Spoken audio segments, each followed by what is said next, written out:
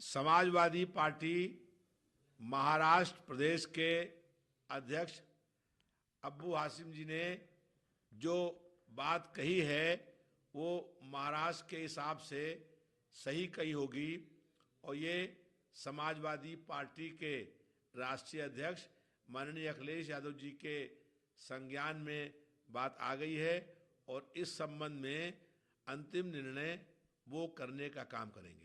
महाविकास अघाड़ी से अपने आप देखने को मिला। इस संबंध में समाजवादी पार्टी के राष्ट्रीय अध्यक्ष माननीय अखिलेश यादव जी निर्णय करेंगे और बहुत जल्दी ही उनका निर्णय सामने आएगा कि हमारा जो भी कार्य है वो देश के लिए होना चाहिए और यहाँ पे कोई भी व्यक्तिगत चीज नहीं होती है। राजनीति में हम सिर्फ देश के उत्थान की बात करते हैं और जब देश सुरक्षित रहेगा तो हमारा धर्म सुरक्षित रहेगा, धर्म सुरक्षित रहेगा तो हम सुरक्षित रहेंगे।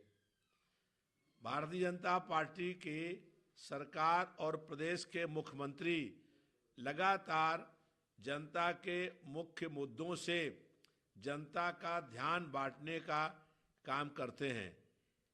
अगर धर्म या नफरत के नाम पर वो राजनीति कर रहे हैं, ये उचित नहीं है। सबसे पहले हमको ये विचार करना होगा कि हमारा देश एक रहे। जब देश मजबूत होगा तभी जो है वो धर्म, मंदिर और मस्जिद बचेंगे। एप्लीकेशन भी फाइल हुई कोर्ट में, तो तमाम विपक्षी पार्टियों का कहना इन सबके दरमियान में वर्शिप एक्ट की काफी चर्चा रही, जिसको लेके अब 12 दिसंबर को 1991 वर्शिप एक्ट में इसको लेकर जो पिटीशंस डाली गई हैं उसकी सुनवाई सुप्रीम कोर्ट करेगा। इसमें तमाम लोगों ने मांग करी है कि इसको पूरी तरह से इम्प्लीमेंट किया जाए ताकि आपसी समन्वय बना रहे। वर्शिप एक्ट 91 में जो पास हुआ था उसका आज पालन नहीं हो रहा है। सुप्रीम कोर्ट को चाहिए कि वर्शिप एक्ट जो 91 में पास हुआ था उसका पालन करने के लिए सख्ती के साथ आदेश करे और 12 दिसंबर को इस संबंध में सुप्रीम कोर्ट में सुनवाई होगी। भाजपा की सरकार ये चाहती है कि हर शहर बहराइच, संभल बन जाए और वहां पर दंगे, हिंसा हो और लगातार ऐसी बयानबाजी हो रही है जिससे समाज में कटुता बढ़ रही है। ये बयान किसी सन्यासी का नहीं हो सकता है, ये बयान केवल आतंकवादी ही दे सकते हैं। अभी इंडिया गठबंधन में चीजें चल रही हैं तो कहा है उन्होंने कि मैं पश्चिम बंगाल में रह के इंडिया गठबंधन लीड कर सकती हूं, अपने आप को बतौर लीडर उन्हें पेशकश करी ममता बनर्जी ने। ममता बनर्जी जी एक बहुत अच्छी नेता हैं और इंडिया गठबंधन को आज मजबूत करने की जरूरत है।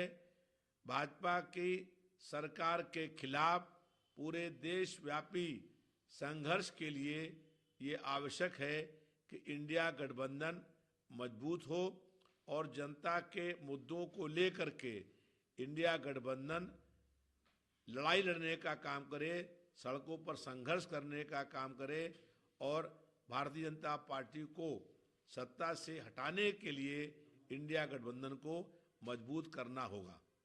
काफी सवाल है। कांग्रेस और समाजवादी पार्टी ने संभल का इशू उठाया क्योंकि वो मुस्लिम तुष्टीकरण चाहते हैं और मुस्लिम वोट बैंक को प्लीज करने के लिए उन्होंने संभल का इशू उठाया। संभल के अलावा किसी और मुद्दे पे चर्चा नहीं करी और यही दोनों पार्टियां जिसकी वजह से मुसलमान आपस में लड़े हैं संभल के अंदर।